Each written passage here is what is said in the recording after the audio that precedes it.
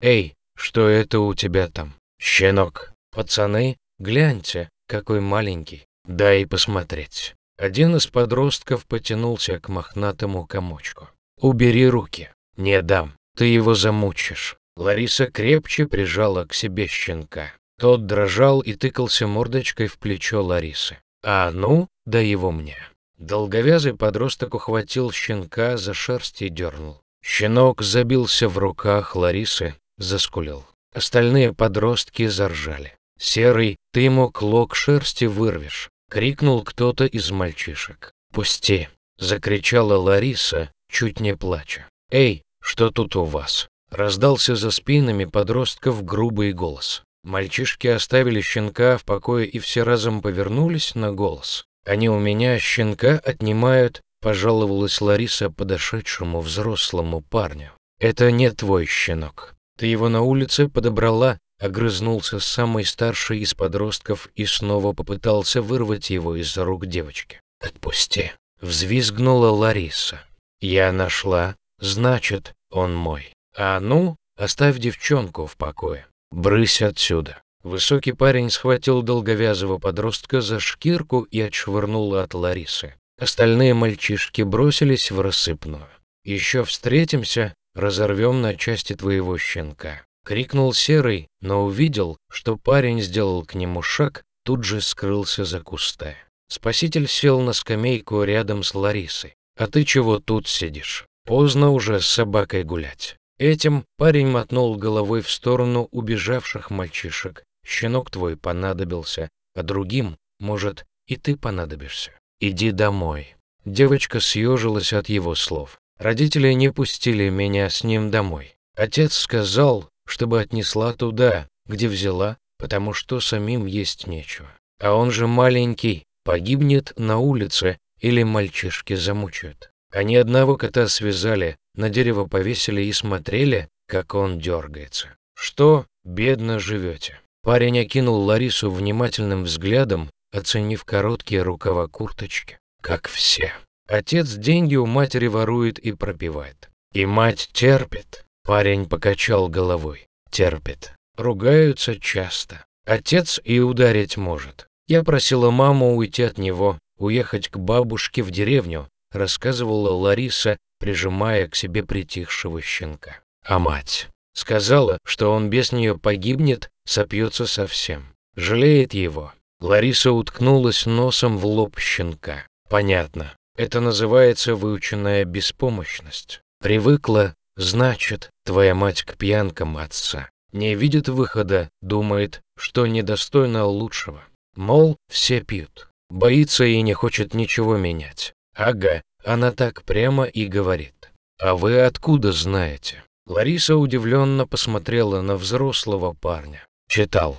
Один американец в опытах на животных доказал, что люди, как и животные, привыкают к плохой жизни и не хотят ничего менять, не верят, что смогут жить лучше, даже когда появляется такая возможность. Оправдывают свою пассивность. А вы врач. Откуда про беспомощность знаете?» «Не врач. У меня тоже отец пил, бил мать. Она тоже боялась уйти, тянула, пока он ее однажды не убил». Парень вздохнул. Лариса округлила глаза от страха. «Убил?» — срывающимся голосом переспросила она. «Отца посадили. Я ему так и сказал, когда его забирали, что если вернется из тюрьмы, я его тоже убью». Парень сплюнул в сторону. «И что?» «Не вернулся». Лариса крепко держала дрожащего щенка и сама тоже дрожала. Она не могла представить, что отец может убить маму. Хотя, когда он последний раз ударил ей, мама упала и ударилась головой о край стола до крови. Отец испугался, а Лариса долго ревела и не могла успокоиться. «Пусть только попробует вернуться», — продолжил парень. «Пришлось забыть про учебу, пошел работать. Жить на что-то надо было. Ты кем хочешь стать, когда вырастешь?» Парень посмотрел на девочку. «Я не думала еще. Животных люблю». Лариса зябко пожала худенькими плечиками. «Значит, ветеринаром будешь. Вот иди домой, учись, потом уезжай отсюда и добейся своей цели. Не предавай мечту и не позволяй никому отнять ее у тебя. Парень поднялся с лавочки. А щенок? Испуганно вскрикнула Лариса. Что щенок? Так девай его мне. Я один живу. Не обижу, не бойся. Давай. Не будешь же ты всю ночь тут с ним сидеть. Он протянул руки к щенку, и Лариса нехотя отдала его парню. «А как вас зовут?» — крикнула она ему вслед. Он остановился и обернулся к ней. «А как ты назвать его хотела?» — спросил он вместо ответа. «Каштан, потому что коричневый», — выкрикнула она первое имя, пришедшее на ум. «Хорошо, пойдем, Каштан». И парень ушел, унося щенка с собой. Лариса смотрела ему вслед, пока он не исчез в темноте. Без дрожавшего пушистого тельца стало пусто и зябко. Лариса соскочила со скамейки и поплелась домой. В небольшой ветеринарной клинике шел обычный прием. В коридоре сидел мужчина с крупной собакой в наморднике и на поводке. Девочка держала на коленях переноску с котом, который шипел на собаку, совершенно не обращающую на кота внимания. Входная дверь открылась, и в коридор вошел мужчина с крупной собакой на руках. На боку пса олела кровавая рана. «Помогите!» Мужчина спиной открыл дверь в кабинет. Пожилая женщина с маленькой собачкой на руках испуганно отошла в сторону, впуская мужчину. Что случилось? Молодая девушка в синем костюме и маске встала из-за стола, показала на стол с металлическим покрытием. «Положите его сюда». Пес тяжело и часто дышал. Мы гуляли с Каштаном. На меня из кустов вышли двое, стали требовать деньги. Я врезал одному, а другой достал нож. Каштан бросился на него, схватил нападавшего за ногу. Тот пырнул его ножом. «Спасите его, пожалуйста. Я любые деньги заплачу». «Каштан, Чехова любите?» Лариса осмотрела пса. «Будем оперировать, а вы подождите в коридоре. Чехов тут ни при чем. Девочка одна мне его еще щенком отдала. Родители не пустили ее с ним домой. Она сказала, что хотела назвать его Каштан». Лариса внимательно посмотрела на мужчину, перевела взгляд на раненого пса на столе. «Он много крови потерял?» — спросила она. «Да нет, не очень». Мужчина отошел к двери, но не уходил. «Предупредите всех в коридоре, что операция будет. Если не срочно, пусть приходит завтра». Лариса надела перчатки. Мужчина кивнул и вышел из кабинета. Когда после операции Лариса вышла, у кабинета никого не было, кроме хозяина Каштана. Он тут же вскочил и бросился ей навстречу. «Не переживайте, все хорошо. Зашила вашего Каштана. Спит после наркоза. Я оставлю его на 2 дня у нас. Оплатите в регистратуре операцию и 2 дня стационара. Ему нужно уколы делать и перевязки. Через 2 дня приходите за ним или оставьте свой телефон, мы позвоним». Лариса сняла маску. «Спасибо большое. Я приду через 2 дня», — поблагодарил мужчина. Лариса никак не могла поверить, что из маленького пушистого комочка вырос крупный красивый пес, что его хозяин — это тот парень, который отбил их со щенком от подростков. Она помнила его слова о выученной беспомощности. Рассказала матери и уговорила ее все же уехать на лето в деревню к бабушке. А отец? Отец остался дома и продолжал пить. Однажды подрался с собутыльниками, кто-то ударил его бутылкой по голове. В больницу не пошел, думал, проспится дома и все пройдет. Но утром он ничего не видел. Вышел на лестницу, кричал, звал соседей. Ему вызвали скорую. Отец умер в больнице через неделю. Мать обвинила в случившемся Ларису. Если бы не уехали в деревню, не оставили его одного, ничего этого не случилось бы. После смерти отца мать замкнулась в себе, на Ларису не обращала внимания.